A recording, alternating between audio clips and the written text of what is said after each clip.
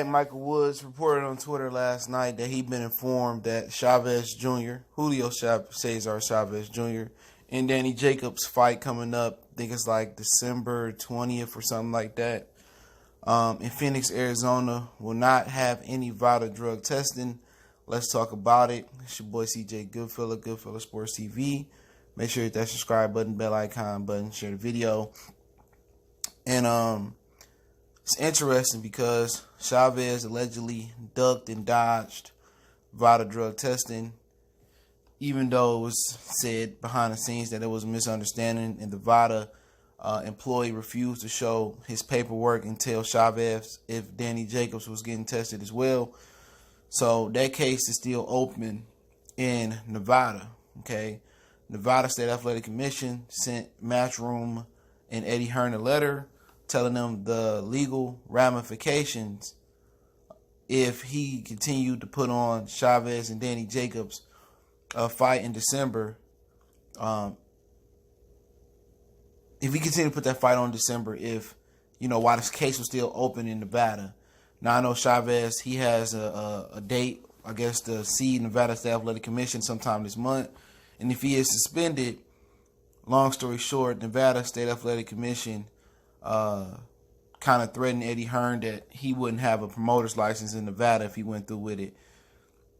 So that means he couldn't put on fights in Vegas, which to Eddie Hearn, it don't really matter because he can't get fights in Vegas without Canelo being on the card or without Danny Jacobs.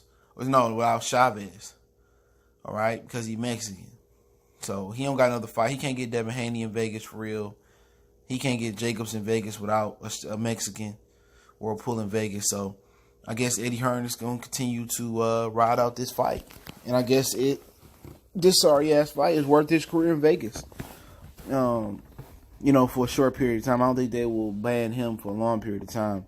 But what's so funny about this is that Danny Jacobs sat out here and he accused Jamal Charlo of being a ped user.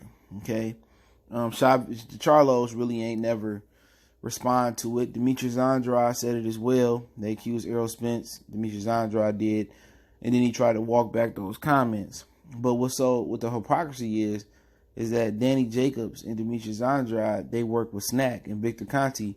If you don't know his history throughout, the Balco thing and the undetectable HGH drugs that he created, go search it. And then the way he snitched on guys like Tyron Woodley and other athletes in the Bay Area and across America. But Danny Jacobs was talking all that junk about Charlo being on steroids, and he ducked and dodged around fighting Charlo, and people said, he pulled up on Charlo, but they didn't listen to what he said.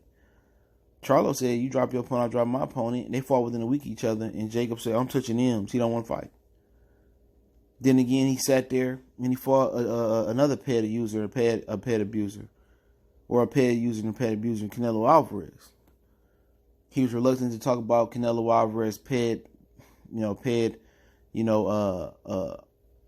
pass. He sat there like a good boy, and then when he showed up to fight, like a bitch. He didn't show up to fight to win. After saying all these years he believed he'd knock out Canelo, he could knock him out, he went in there and he embarrassed the black boxing community that night. Now, he moves up to 68 to fight Chavez. When he could have fought Jamal Charlo on his own, he didn't want to do that. And Jamal said he's open to fight. But now he's fighting a guy who actually missed a drug test. And there's been rumors, and multiple boxers said that this guy had allegedly juiced in his career, and now he missed the test. Now what they gonna say is, he just it was marijuana, or it was cocaine, or whatever. It was the edibles that he was eating. Bullshit.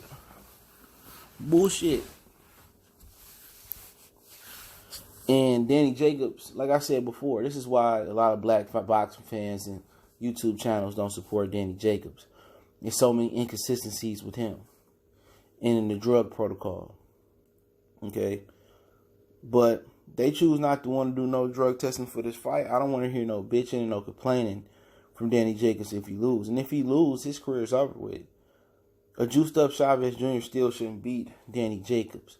Even though Chavez has already fought as high as light heavyweight almost. 68 before. and he should destroy Chavez. This is an easy money fight. This is the reason he's taking this. This is an easy way to get back on track. It's a glorified tune-up, and then he said he may come back down to 60. As we know, he fired Andre Rozier for Fareed, and people say, well, Fareed was the one holding the pass, and Fareed was doing all this. Well, we'll see. It was over money. He didn't want to pay Andre Rozier a percentage. He wanted to give him keep him a flat rate. And that's cool.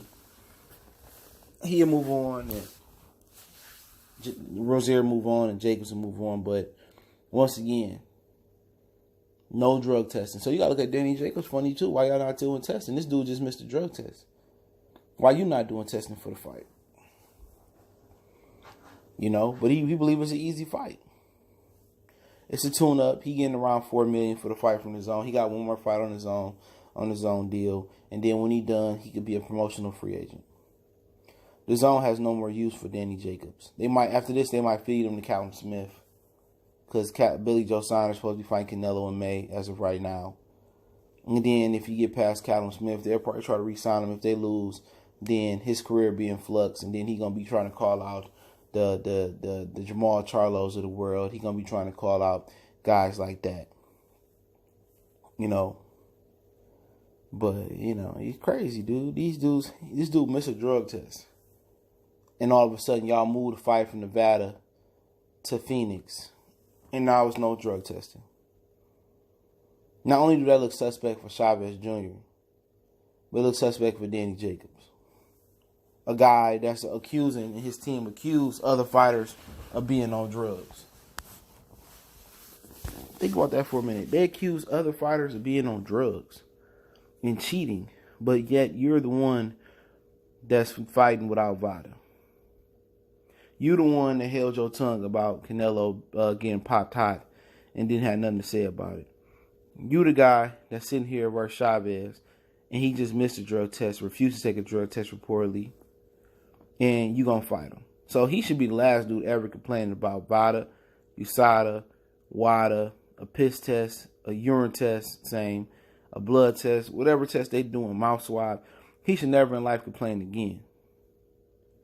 Never. Eddie Hearn should be ashamed of himself. Eddie Hearn has a stable of ped offenders or ped duckers. From Chavez to Dillian White to Alexander Povetkin. I mean, you go on and on and on. Jarrell Miller was under his banner. You know, and just look at the Saudi Arabia card they got going on. You got Michael Hunter versus Povetkin, drug cheat. You got Dillian White plus fighting the card, drug cheat. You know what I'm saying? And it's somebody else on that fight card, I think that popped hot as well. Oh, Eric Molina fighting on that card. Popped hot versus Anthony Joshua. Now you got Chavez that popped hot. You know, Eddie Hearn, he got a lot to say about PEDs. A ton to say about it. But all his fighters getting popped hot. It's been talk about Anthony Joshua, you know, him and his medical or therapeutic exemptions. And Eddie Hearn, you know, they ain't got nothing to say about it. But all these guys that take all these PEDs still getting whooped on. Povetkin got whooped on. Eric Molina got whooped on. You want to say AJ Suspect, he got whooped on. Chavez been getting whooped on. So, you know, it is what it is. But it's kind of mind-blowing that Danny Jacobs wouldn't ask for drug testing in this fight. It'll make Eddie Hearn look even more and more suspect. Oh, yeah, we doing testing. No, we doing side of the save face bullshit. We know you're not. And shout out to Michael Woods for putting it out there. Everybody involved is suspect to me. Danny Jacobs is suspect. Chavez is super suspect.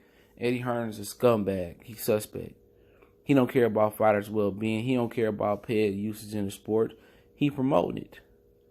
But hey, let me know what you guys think. Good Philly Sports TV. Don't forget we on Facebook, Instagram, and Twitter. Reach out to the email if you got business, question, inquiry, sponsorship, video requests. Keep sharing the videos. Want to make a donation? That link's in the description. Best way to donate is share the video. Y'all know what the business is. One time for the one time. Good Philly Sports TV. And just keep looking out for me. Check out our boxing playlist, boxing news, boxing rumor, heavyweight, middleweight, welterweight, the whole nine. One time for the one time we gone.